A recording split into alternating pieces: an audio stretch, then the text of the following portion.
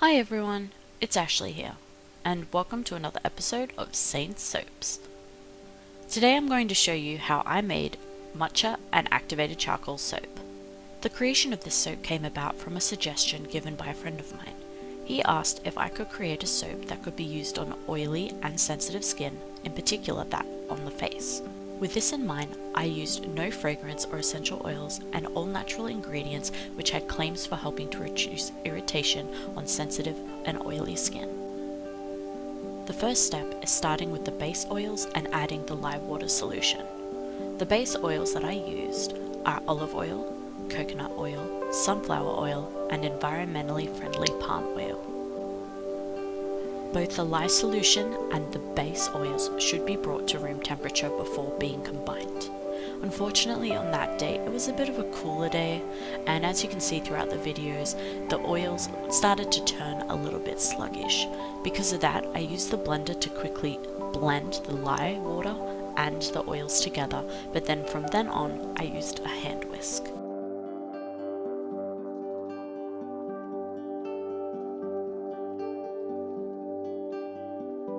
After mixing it to the right consistency, I separated the soap mixture, or the soap batter, into two separate containers so that I could add the ingredients separately so that they wouldn't mix and the colours wouldn't end up looking yucky. This way I'll be able to design a pattern.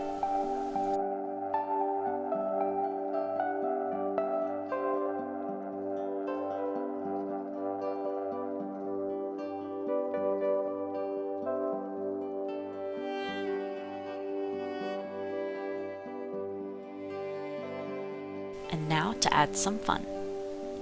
First, to both containers, I add Australian olive green clay. Clay is known for being great for drawing out impurities, and green clay is usually recommended for oily prone skin, ideal for those who have acne and pimple problems. The next thing to add to one of the containers is organic matcha powder. Matcha, or matcha depending on how you say it, has claims for being a great antioxidant that helps freshen and brighten your complexion. The reason that I chose it was also the claim that it has anti-inflammatory properties, which I thought would be really appropriate for those who might have reddening complexions or just in general sensitive skin. And the last ingredient to add is activated charcoal powder. Activated charcoal is fantastic for oily skin. I can personally tell you that. The little charcoal molecules help draw toxins, dirt, and that extra oil away from the skin, making it a perfect participant in this soap.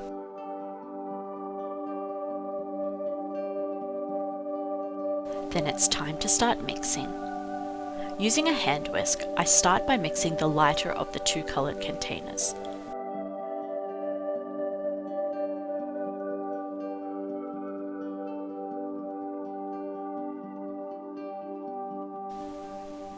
As I mix, it's really important that I pay attention to the crevices and areas around the inside of the container to make sure that any of the plain colored soap batter is mixed in with the added powders. Later on, I make sure I go around with a spatula to scrape around the insides and really mix it in. As you can see, when I stop mixing, the batter has returned to a more liquefied form than when I first started mixing it with the hand blender. This is what I was hoping to achieve. I didn't want to overmix it so it wouldn't set up too quickly before I was able to pour it the way I wanted to. And now I repeat the process with the activated charcoal container. By mixing the lighter color before going to the darker color of the activated charcoal, it just means I could avoid washing off the whisk before moving on to the second container. It's honestly not a big deal at all, and it's just about avoiding the muddling of colors, but because it's black, you wouldn't even notice the tiniest hint of the green in there. Then it's time to finish off by scraping down all the sides to make sure all the batter is in together so nothing is wasted. And then we're ready to pour into the mold. For this soap, I decided to go with an organic, flowy kind of pattern. To achieve this, I decided to pour one at a time the black soap mixture and the green soap mixture straight into the mold, and then afterwards decorate the top with a swirly figure 8 design. And now, cue the speed up. I think this might be my messiest soap making session yet. I'm trying to work on it, I promise.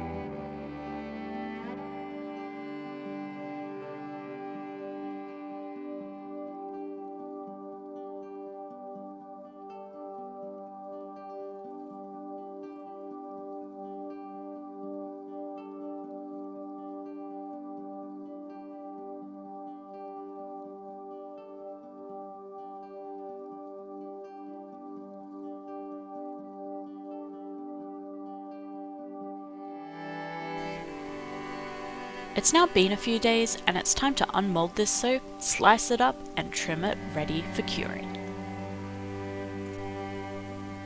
I was quite surprised to find that the addition of the Australian green clay to the matcha powder had turned it to an almost brown colour. I did check, and clay can come in different shades in a range, so it's not unusual that it could be more brown in colour, although it was green when I first mixed it together. Oh hey, I finally get to show you guys my new soap slicer.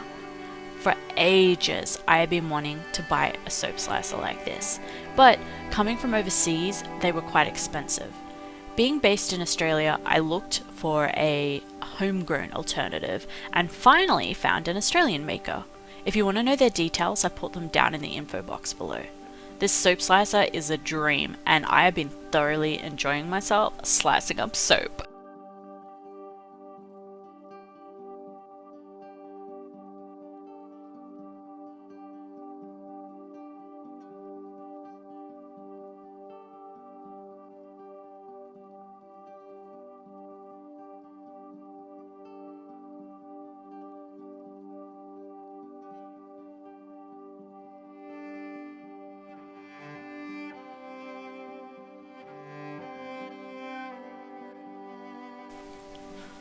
Another new thing I've decided to start doing is to trim off the edges of the soap slicers.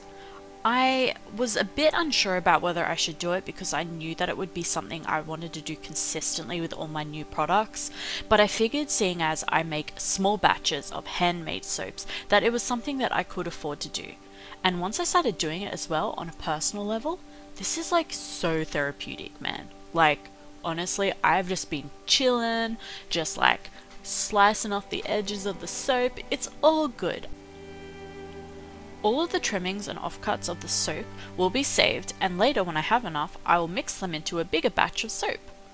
This makes it have this really cool pattern effect, and depending on the soap maker, which it's done a lot by soap makers, it can be sometimes called confetti soap because that's what it kind of looks like.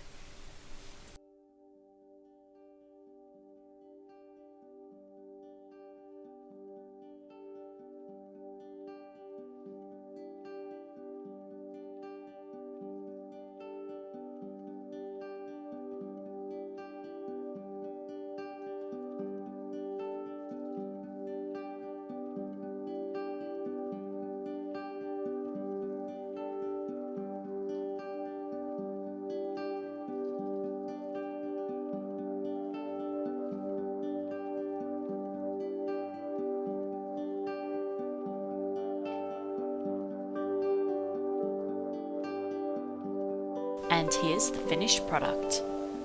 These soaps will sit on the curing rack for up to 6 weeks before I sell them. I know it seems like a really long time and kind of seems a bit crazy, but that's what traditional soap making is about.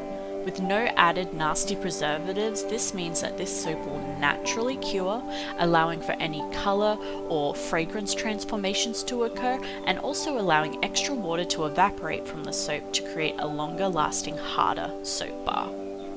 Thanks for watching, guys. Don't forget to like and share this video and subscribe to my channel to show support. Find the links to my social medias in the info box down below, and I hope to see you next time. Have a great day until then.